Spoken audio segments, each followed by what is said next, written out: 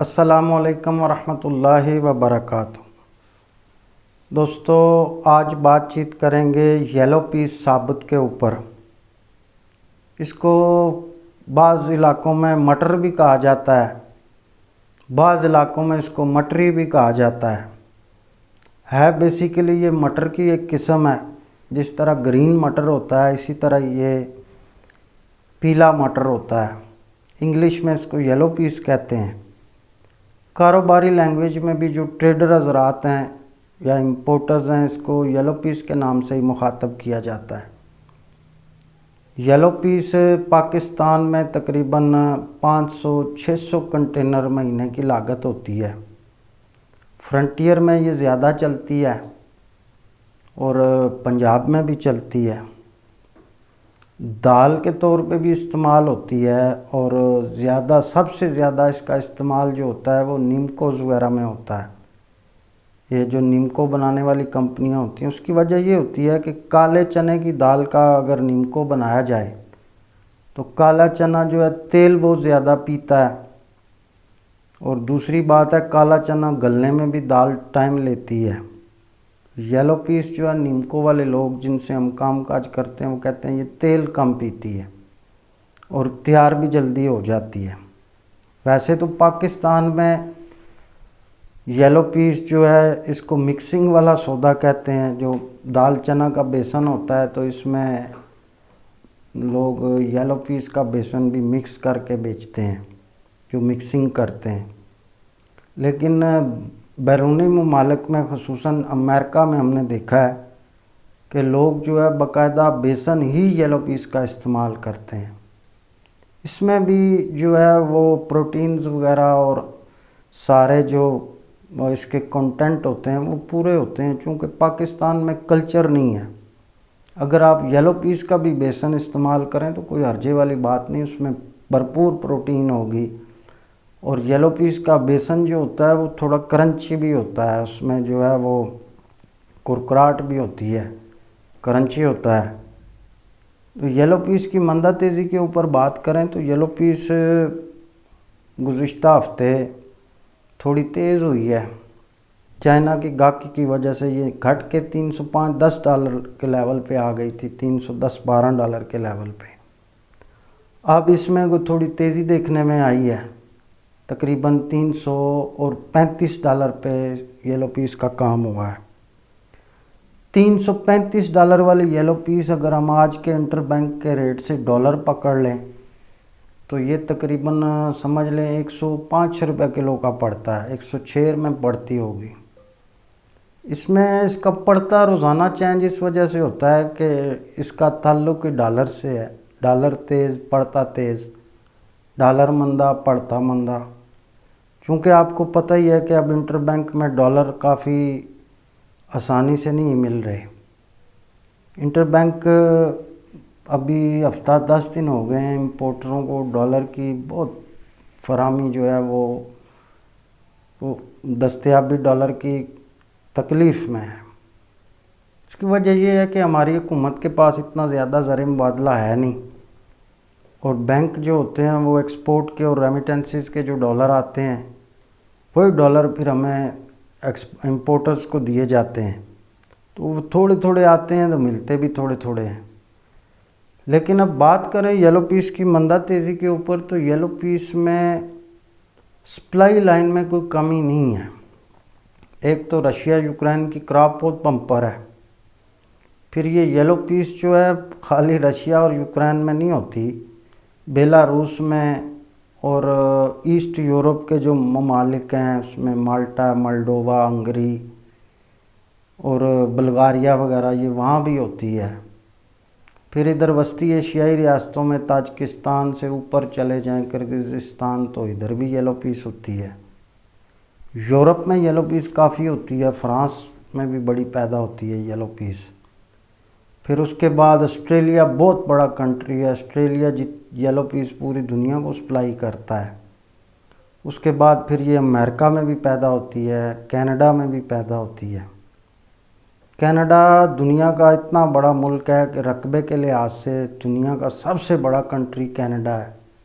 Canada का 99 लाख मुरबा मील रकबा है और कनाडा इतना ज़्यादा अनाज उगाता है कि पूरी दुनिया कनाडा से अनाज लेती है। येलो पीस भी कनाडा में बहुत बड़ी मिकदार में पैदा होती है, लेकिन कनाडा की येलो पीस क्वालिटी में अच्छी होती है। अमेरिका कनाडा की तो वो चाइना वगैरह ही लेता है। चाइना हल्की क्वालिटी भी लेता है, अच्छी क्वालिटी भी लेता है। यूरोप भी येलो पीस लेता है। तो कनाडा की येलो पीस जो होती है वो $15-20 महंगी ही होती है। पाकिस्तान में अमूमन जो है ना रशिया की येलो पीस ही चलती है, सबसे सस्ती यही होती है। बाज़ औक़ात हम रशिया वगैरह से डायरेक्ट इंपोर्ट करते हैं और बाज़ औक़ात तुर्की इसका बहुत बड़ा मरकज़ है। तुर्की में ये आती है पूरे पूरे जहाज़ और फिर तुर्की वाले इसको आगे री एक्सपोर्ट करते हैं। तो येलो पीस में कोई लंबी चौड़ी मंदा तेज़ी नज़र नहीं आ रही।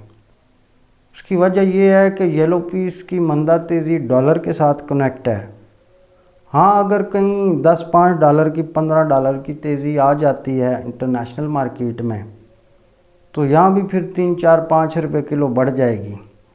हो सकता है 10 रुपये किलो भी बढ़ जाए, क्योंकि करेंसी को भी साथ साथ ये जो हम वीडियो में मंदा तेज़ी आप लोगों को बताते हैं, इससे कभी भी कतन आपने एक वीडियो से अंदाज़ा नहीं निकालना होता। उसकी वजह यह है कि ये इंटरनेशनल मार्केट का कारोबार है, इसमें पल पल में चीज़ें ऊपर नीचे होती हैं। अभी अगर हम मंदे की बात कर रहे हैं, कल कोई इंटरनेशनल मार्केट में ये $350 या $400 हो जाती है तो हम तेज़ी की बात करेंगे। तो हमारी यूट्यूब की एक वीडियो से आपने हतमी नतीजा कभी भी नहीं निकालना। हम अक्सर अपनी वीडियोज़ वगैरह में कहते रहते हैं कि इससे आप हतमी नतीजा ना निकाला करें। बाज़ औक़ात हमें फ़ेसबुक पे और यूट्यूब पे लोग कमेंट्स करते हैं जी कि फ़लाँ चीज़ में आपने तेज़ी बताई थी जी मंदा हो गया, फ़लाँ चीज़ में मंदा बताया था जी तेज़ी हो गई।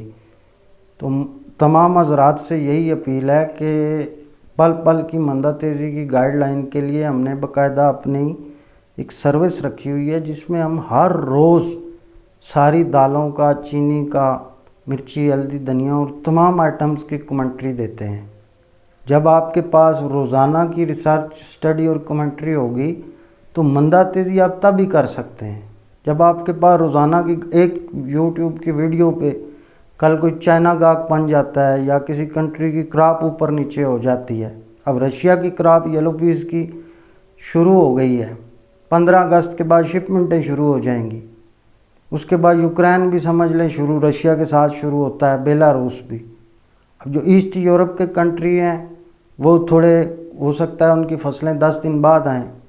ऑस्ट्रेलिया की क्रॉप येलो पीस की आती है 15 अक्टूबर के बाद। इसी तरह कनाडा है वो सितंबर में चलता है, अमेरिका है वो अक्टूबर नवंबर में चलता है। तो इन हर चीज़ का जो हमारी जो वीडियो होती है ये आप समझ लें कि जस्ट एक दिन के लिए ही आपको काफ़ी है, किफ़ायत करेगी। अगर आपने 10 दिन आपने लेट कर दिया तो हालात चेंज हो जाएंगे।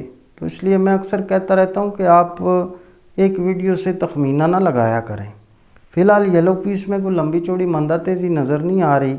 उसकी वजह यह है कि पाकिस्तान के गोदामों में माल काफ़ी पड़े हैं, कम से कम 3 से 4 महीनों का माल गोदाम में मौजूद है और पाइपलाइन में भी माल है। उसकी वजह यह है कि येलो पीस $500-550 से जब टूटी तो $380 में जब इसका लेवल 380 पे आया तो इम्पोर्टरों ने लेनी शुरू कर दी। अब इम्पोर्टरों ने 380 में बुक कराई, इसका रेट हो गया 360। इम्पोर्टरों ने फिर पड़ता मिलाने के लिए 360 वाली बुक कराई, इसका रेट हो गया 340। इम्पोर्टरों ने फिर पड़ता मिलाने के लिए, अब वो हर रेट में पड़ता मिलाते गए, मार्केट टूटती गई। लेकिन पड़ता मिलाने में इम्पोर्टरों ने 3 महीने का माल ख़रीद लिया। अब 4 महीने का 3 महीने का माल गोदामों में पड़ा है और बुकिंग में पाइपलाइन में भी माल काफ़ी है। तो इसमें बस मंदा तेज़ी इसी लेवल की है येलो पीस की कि अगर डॉलर तेज़ हो जाता है या कोई $10-15 की मार्केट इंटरनेशनल तेज़ हो जाए तो ये तेज़ होगी, वरना बस ये इधर ही घूमती रहेगी। उसकी वजह एक और भी है कि इंटरनेशनल मार्केटों में भी सप्लाइयाँ ज़्यादा हैं। तो इसमें फ़िलहाल मिला जुला रुझान है। ज़रूरत के मुताबिक ही इसका कारोबार करें। जितना आपको 2-4 दिन में उतना माल लें जितना 2-4 दिन में फ़ारग कर जाएं। फालतू फ़िलहाल इसमें लेने वाला टाइम नहीं है। जब वक्त आएगा तो इंशाल्लाह आपको ये भी बताएंगे कि जी भर के ख़रीदारी कर लें। फ़िलहाल इसमें आप मिला जुला रूटीन समझें। डॉलर तेज़ हो जाता है या डॉलर नहीं मिलता या 10-15 डॉलर इंटरनेशनल मार्केट तेज़ हो जाए तो फिर इसमें थोड़ा करंट आ सकता है, वरना कोई ख़ास मज़ेदारी नहीं है। हाँ, अगर डॉलर रुका रहा, कहीं पोर्ट पे माल ज़्यादा लगने शुरू हो गए तो फिर इसमें दबाव भी 5-4 रुपये निकलने में पता भी नहीं लगता। उसकी वजह यह है कि ऑलरेडी कराची में पेमेंट का बुरान चल रहा है। काला चना भी पोर्ट पे, जहाज़ भी है, कंटेनरों की शक्ल में भी आ रहा है, येलो पीस भी लग रही है, इसके अलावा माश लगते हैं, मसूर लगता है, सफ़ेद चने पोर्ट पे लगते हैं। तो बाज़ औक़ात जब पोर्ट्स पे अराइवल ज़्यादा होती है और इंपोर्टरों को पैसों की ज़रूरत होती है, इंपोर्ट करना जो है ये कोई आसान काम नहीं है। इंपोर्ट करने के लिए पैसा दरकार होता है।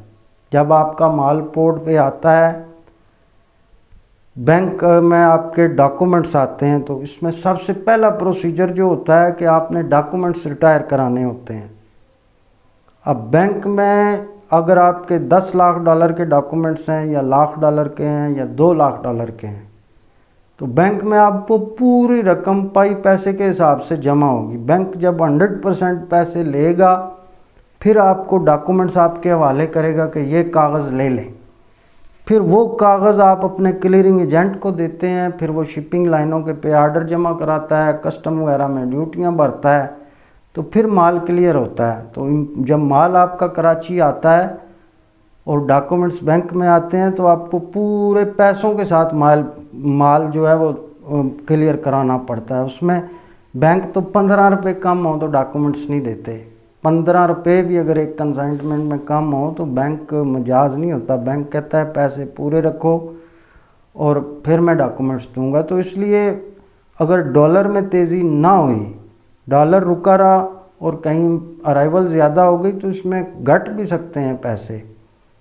और बढ़ तेज़ी यही है कि बस को बाहर तेज़ हो जाए या डॉलर टाइट हो जाए तो तेज़ी है, वैसे कोई लंबी चौड़ी इसमें तेज़ी नहीं है। माल गोदामों में भी हैं, इंपोर्टर्स भी जो है ना वो फुल बटा फुल ही चल रहे हैं। अपना ख्याल रखिएगा। अल्लाह हाफ़िज़।